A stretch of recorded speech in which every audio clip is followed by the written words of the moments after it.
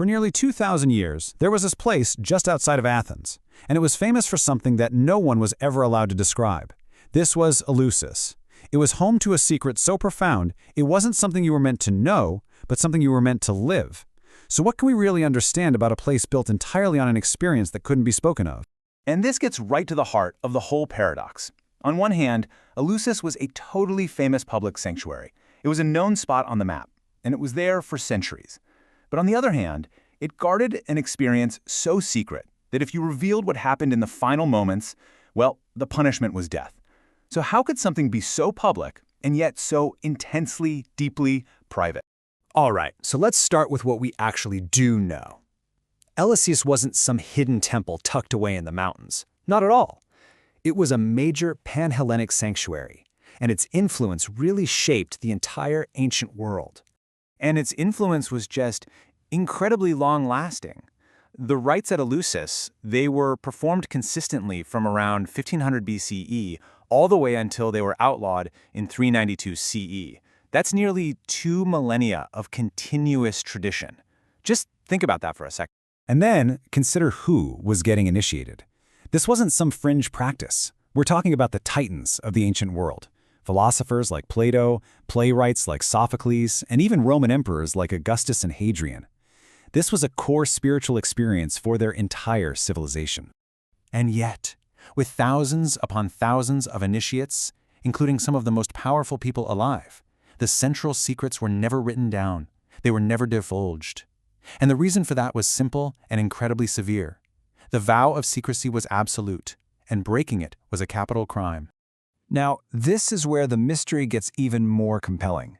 Because for a place with such a deadly secret, it was astonishingly open to just about everyone. It created what you might even call a democracy of the secret. The historian Herodotus put it very plainly. He said, "Whoever of the Athenians and the other Greeks wishes is initiated." So this wasn't some exclusive club. The invitation was, for its time, radically open. And the inclusivity was just astounding for that era. Men, women, slaves, foreigners, they were all welcome. I mean, in a world that was defined by really strict social hierarchies, this place was a great equalizer. The only requirements? You had to speak Greek, and you couldn't be guilty of murder. That's it. So this just begs the crucial question, doesn't it? If the doors were open to almost everybody, why the life-or-death secrecy?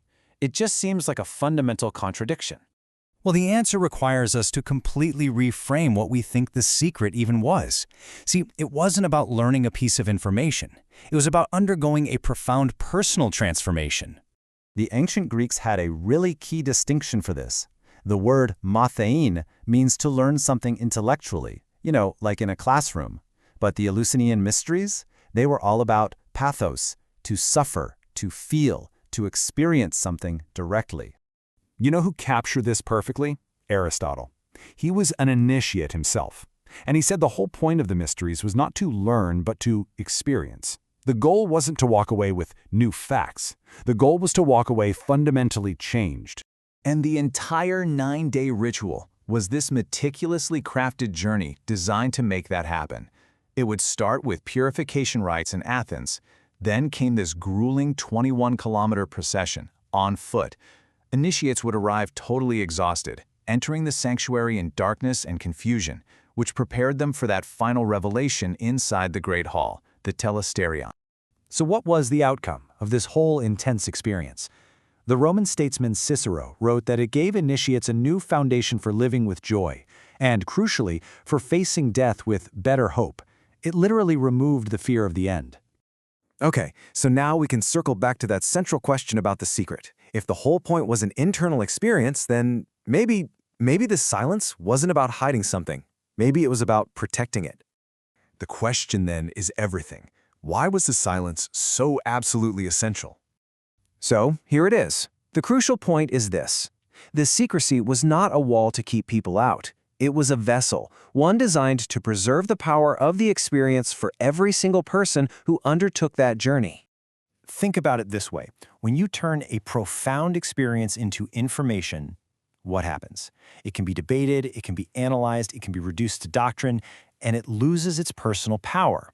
But an experience that's kept silent? Well, that remains personal. It stays untainted. and it remains deeply transformative for each new person who lives. You can even see this idea reflected in the architecture itself. The Great Hall, the Telesterion. It wasn't a theater for watching some performance, no. It was a space designed for thousands of people to undergo a collective, internal journey together, in the dark. The only real clue we have to what was revealed comes from the Christian writer Eleusis. He said the ultimate secret shown to the initiates was an ear of grain in silence reaped. Its power isn't in some complex theology, but in its profound, silent simplicity. It's a symbol of life, death, and rebirth. And all of this leads us to the enduring legacy of Eleusis, which is an ancient idea that feels, honestly, more relevant today than ever. Plutarch gave us this absolutely breathtaking account of the climax, a journey from terror and darkness into a wondrous light. He describes a person becoming liberated and free. Now that's not the language of learning a fact, that is the language of entering a whole new state of being. And that right there is the ultimate takeaway from Eleusis. It's this powerful reminder that some of the most important truths in life, they're not pieces of information that we can just go out and acquire. They are states of being that we have to enter for ourselves. So, perhaps the real mystery of Eleusis leaves us with a question for our own lives. A world so saturated with information. What truths are out there that can't be spoken, can't be explained, but can only be lived?